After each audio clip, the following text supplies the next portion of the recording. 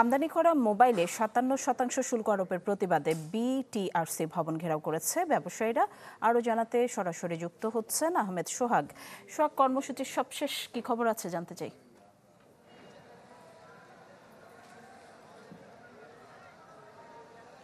নতুন এবং ফিরে আসা গ্রাহকদের জন্য নগদে চলছে ক্যাশব্যাক সহ প্রতিদিন হাজারো উপহার জেতার সুযোগ। হবে আশা আর ফেরা, সারপ্রাইজ সেরা। কিছুক্ষণ আগেই এই কমিউনিটি যে আছে মোবাইল বিজনেস কমিউনিটি, এই কমিউনিটির সভাপতি আসলাম শেখ একটি ব্রিফ করেছেন। প্রায় 3.5 ঘন্টার একটি বৈঠক শেষ হয়েছে বিটিআরসি কর্মকর্তার সাথে।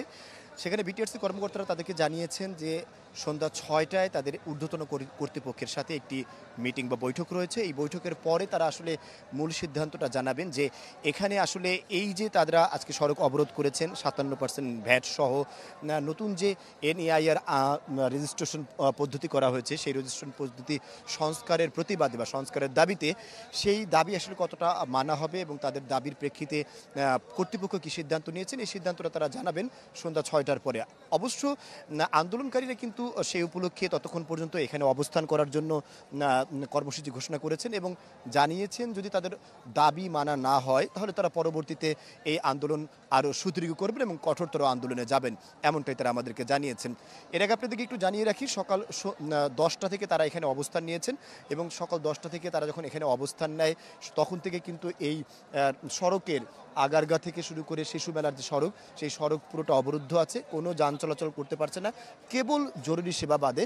আর ঠিক একই রকমভাবে এই সড়কের দুই মাথায় যেহেতু দুটো ব্যস্ততম মোড় আছে, সেই মোড়গুলো তারা অবরোধ করে রাখার কারণে এই সড়কের আশেপাশে যতগুলো জায়গা আছে তীব্র যানজট দেখা দিয়েছে। অর্থাৎ জনদুর্ভোগ বলা যায় এখানে ব্যাপক দেখা দিয়েছে।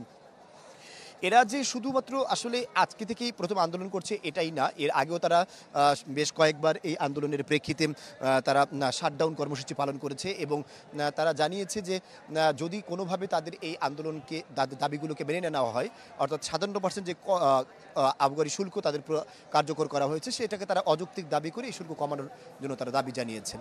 এই ছিল সর্বশেষ। ধন্যবাদ আপনাকে সোহাগ। দর্শক দেখছিলেন বিটিআরসি ভবন থেকে ব্যবসায়ীদের অবরোধ কর্মসূচির খবর জানাচ্ছিলেন আহমেদ সোহাগ।